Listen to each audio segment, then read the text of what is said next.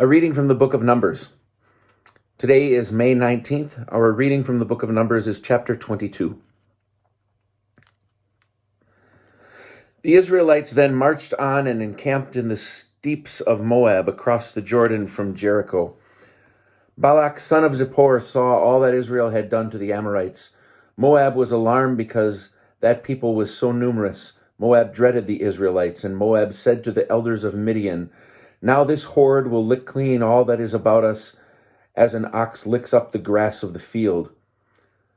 Balak, son of Zippor, who was king of Moab at the time, sent messengers to Balaam, son of Beor, in Pethor, which is by the Euphrates, in the land of his kinfolk, to invite him, saying, "There is a people that came out of Egypt. It hides the earth from view, and it is settled next to me. Come then, put a curse upon this people for me, since they are too numerous for me. Perhaps I can thus defeat them and drive them out of the land. For I know that he whom you blessed is blessed indeed, and he whom you curse is cursed." The elders of Moab and the elders of Midian, versed in divination, set out.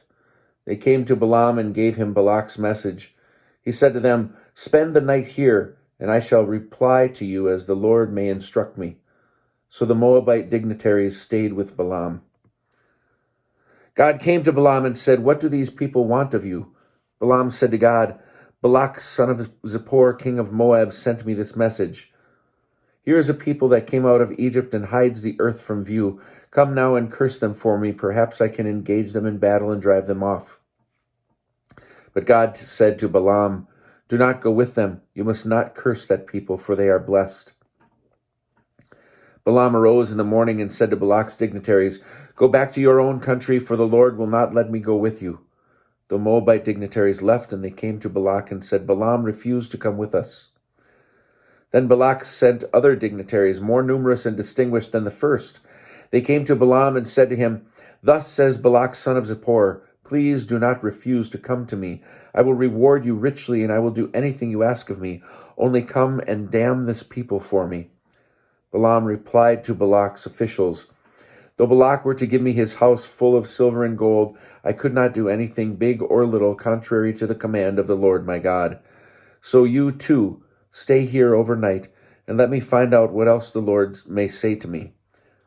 That night God came to Balaam and said to him, "If these men have come to invite you, you may go with them, but whatever I command you, that you shall do." When he arose in the morning, Balaam saddled his ass and departed with the Moabite dignitaries. But God was incensed at his going, so an angel of the Lord placed himself in his way as an adversary. He was riding on his she-ass with his two servants alongside, when the ass caught sight of the angel of the Lord standing in the way. With his drawn sword in his hand, the ass swerved from the road and went into the fields, and Balaam beat the ass to turn her back onto the road. The angel of the Lord then stationed himself in a lane between the vineyards, with a fence on either side. The ass, seeing the angel of the Lord, pressed herself against the wall and squeezed Balaam's foot against the wall, so he beat her again. Once more the angel of the Lord moved forward and stationed himself on a spot so narrow that there was no room to swerve right or left. When the ass now saw the angel of the Lord, she lay down under Balaam, and Balaam was furious and beat the ass with his stick. Then the Lord opened the ass's mouth, and she said to Balaam, "What have I done to you that you have beaten me these 3 times?" Balaam said to the ass, "You have made a mockery of me. If I had a sword with me, I'd kill you." The ass said to Balaam, "Look, I am the ass that you have been riding all along until this day. Have I been in the habit of doing thus to you?" And he answered, "No." Then the Lord uncovered Balaam's eyes, and he saw the angel of the Lord standing in the way, his drawn sword in his hand. Thereupon he bowed right down to the ground. The angel of the Lord said to him, "Why have you beaten your ass these 3 times? It is I who came out as an adversary, for the errand is obnoxious to me." And when the ass saw me, she shied away because of me those 3 times. If she had not shied away from me, you are the one I should have killed while sparing her. Balaam said to the angel of the Lord, "I erred because I did not know that you were standing in my way. If you still disapprove, I will turn back." But the angel of the Lord said to Balaam, Go with the men, but you must say nothing except what I tell you. So Balaam went on with Balak's dignitaries.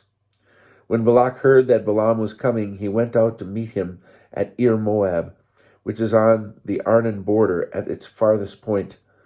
Balak said to Balaam, When I first sent to invite you, why didn't you come to me?